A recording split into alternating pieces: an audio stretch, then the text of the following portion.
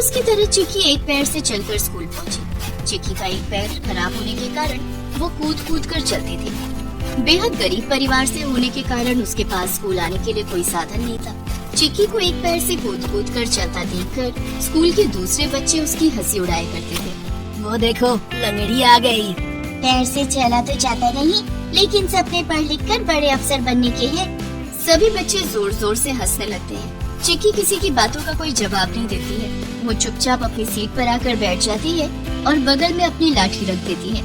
ए लंगड़ी, अपनी लाठी संभाल के रख, मेरे पैरों पर गिरनी नहीं चाहिए। तू चाहे तो इसे अपने सर पर रख ले। चिक्की अपनी लाठी उठाकर बेंच के नीचे रख देती है। चिक्की को देखकर क्लास के टीचर भी बुरा मुंह बनाया करते थे। वे चिक्की की किसी भी समस्या का हल नहीं बताते थे, लेकिन चिक्की इन सब से नहीं घबराई। वो पढ़ने लिखने में बहुत तेज थी।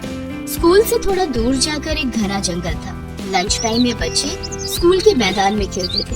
किसी को भी उस जंगल की तरफ जाने की इजाजत नहीं थी। चिक्की के साथ कोई भी बच्चा खेलना नहीं चाहता था। चिक्की बच्चों के पास जाकर कहती, मुझे भी खेलना है, मुझे भी अपने साथ खिलाओ ना। तू क्या खेलेगी, फुटबॉल या कबड्डी? तू एक पैर से दौड़ नहीं पाएगी। तेरे साथ खेलने में हमें बिल्कुल भी मजा नहीं आएगा। तू एक काम कर, लूडो खेल ले, तेरे बस का वही है।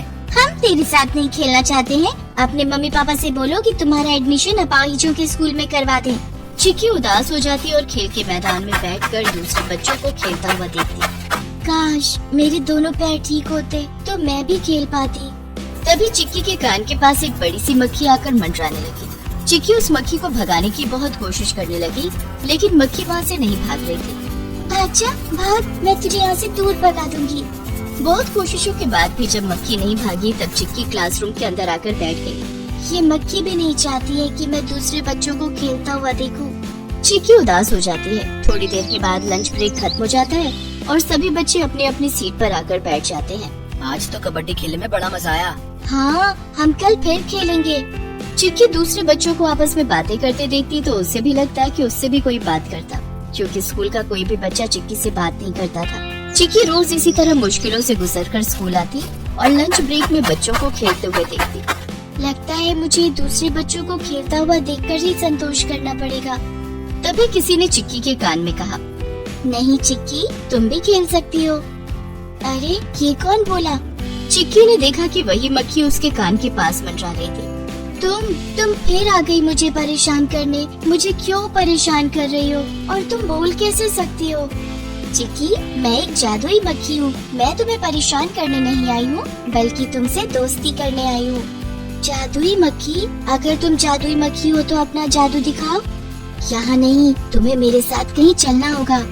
मुझे कहाँ जाना होगा? मेरे पीछे पीछे आओ। जादुई मक्खी उड़कर जंगल की तरफ जाने लगी। चिक्की भी उसके पीछे पीछे जाने लगी। तुम तो जंगल की तरफ जा रही हो। डरो मत चिक्की, मेरे साथ आओ। जादुई मक्खी जंगल में जाकर रुक गई। उसके पीछे पीछे चिक्की भी वहाँ पहुँच गई। जादुई मक्खी एक विशाल मक्खी में बदल गई। उसके पंख बहुत बड़े बड़े और चमकदार थे। अरे इतनी बड़ी मक्खी, तुम इतनी बड़ी कैसे हो सकती हो? मैं अपने जादू से अपना आकार बड़ा और छोटा भी कर सकती हूँ। तुम मेरी पीठ पर बैठ जाओ। चिक्की जादुई मक्खी की पीठ पर बैठ गई। जादुई मक्खी चिक्की को लेकर उड़ने लगी और पूरे गांव की सैर कराने लगी। अरे वाह, बड़ा मजा आ रहा है। थोड़ी देर के बाद जादुई मक्खी वापस जंगल आ गई और चिक्की को अपनी पीठ से उतार दिया। तुम्हारी पीठ पर बैठकर मुझे बड़ा मजा आया। तुमने कुछ ही देर में मुझे पूरा गांव घुमा दिया। चिक्की, तुम एक बहुत नेक दिल लड़की हो। मैं कई दिनों से देख रही हूँ। तुम एक पैर से चलकर स्कूल आती हो। स्कूल में कोई बच्चा तुमसे बात नहीं करता है और न ही कोई तुम्हारे साथ खेलता है। मैं तुमसे दोस्ती करना चाहती हूँ। अब तुम्हें इतने कष्ट उठाकर स्कूल आने की जरूरत नहीं है। मैं तुम्हें रोज अपनी पीठ पर बिठाकर स्कूल ले आऊंगी और तुम्हारे साथ खेलूंगी। स्कूल की छुट्टी होने के बाद मैं तुम्हें वापस तुम्हारे घर छोड़ दूंगी। तुम्हारा बहुत बहुत धन्यवाद जादुई मक्खी, तुम बहुत अच्छी हो।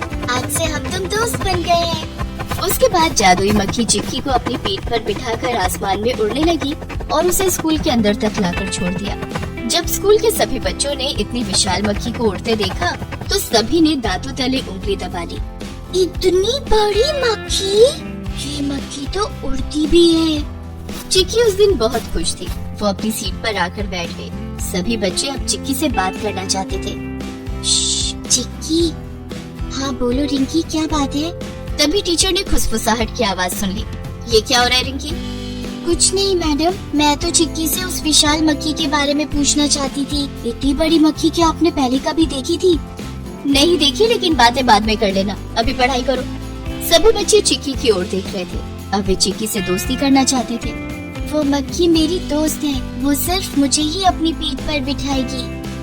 थोड़ी देर के बाद जब स्कूल की छुट्टी हो गई तब चिक्की स्कूल के बाहर आई। तभी चिक्की ने देखा कि जादुई मक्खी पंख फैलाकर उसका इंतजार कर रही है। चिक्की ने उससे कहा, अरे तुम्हें कैसे पता चला कि स्कूल की छुट्टी हो गई है? मैं तुम्हारी दोस्त हूँ, तुम्हारी जरूरतों को मैं नहीं समझूंगी तो कौन समझेगा? अब चलो बैठो मेरी पीठ पर। चिक्की जादुई मक्खी की पीठ पर बैठ गई। जादुई मक्खी उसे लेकर आसमान में उड़ने लगी।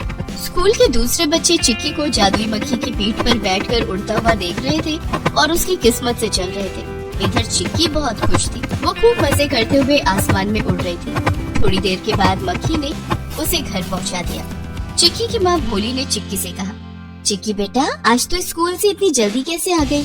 चिक्की ने भोली को जादुई मक्खी के बारे में सब कुछ बताया। अच्छा, जादुई मक्खी? हाँ माँ, अब मुझे एक पैर से कूद कूद कर स्कूल नहीं जाना पड़ेगा। माँ भी घर आते वक्त मैंने रास्ते में देखा कि पड़ोस के गांव में मेला लगा है। मेरा मेला घूमने का बहुत मन है। लेकिन चिक्की बेटी, तू मेले तक कैसे जाएगी? पड़ोस का गांव तो बहुत दूर है। मेरी जादुई मक्खी है ना, वो मुझे मेला लेकर जाएगी। ठीक है चिक्की बेटा, इस बार इतवार को चली जाना। अब चिक्की रोज जादुई मक्खी की पीठ पर बैठकर स्कूल जाती और स्कूल से घर आती। ये बात अब पूरे गांव में फैल गई कि चिक्की की दोस्त एक जादुई मक्खी है। गांव के लोग चिक्की को आसमान में उड़ते हुए देखते थे और हैरान हो जाते थे। 2 दिन बाद, जादुई मक्खी, कल इतवार है, कल मुझे मेला घूमने जाना है। ठीक है चिक्की, मैं कल सुबह तुम्हारे घर आ जाऊंगी। दूसरे दिन जादुई मक्खी सुबह सुबह चिक्की के घर आ गई। चिक्की उसकी पीठ पर बैठकर मेला घूमने के लिए निकल पड़ी। जादुई मक्खी आसमान में उड़ने लगी, उसके साथ साथ चिक्की भी उड़ रही थी। ये बहुत मजा आ रहा है।